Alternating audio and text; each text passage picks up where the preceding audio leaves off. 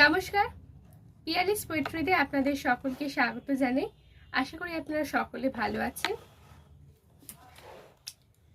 অনেকদিন পর আপনাদেরকে আমার পছন্দের একটি কবিতা আপনাদের শোনাব। শুরু করছি। জীবনানন্দ দাশের লেখা আবার আসিব ফিরে।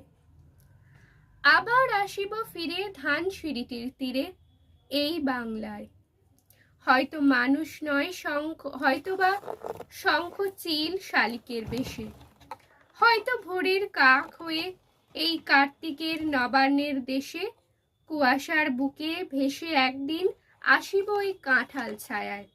হয়তোবা হাঁস হব কিশোরীর ঘুঙু রহিবে লাল পায়, সারা দিন কেটে যাবে কলমির গন্ধে ভরা জলে ভেসে ভেসে।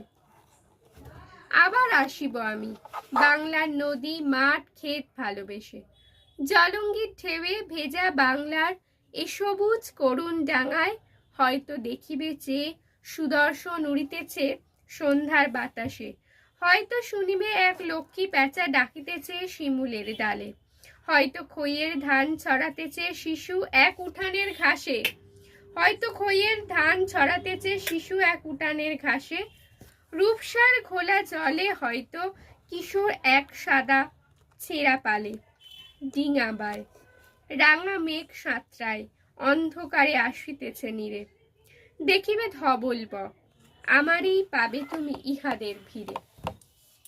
এখানেই কবিতাটা শেষ করছি। যদি আমার এই কবিতাটা আপনাদের ভালো লাগে তাহলে অবশ্যই লাইক, শেয়ার এবং কমেন্ট করে জানাবেন। শেষ করছি। তুমি একটু করে টাটা বন্ধুরা।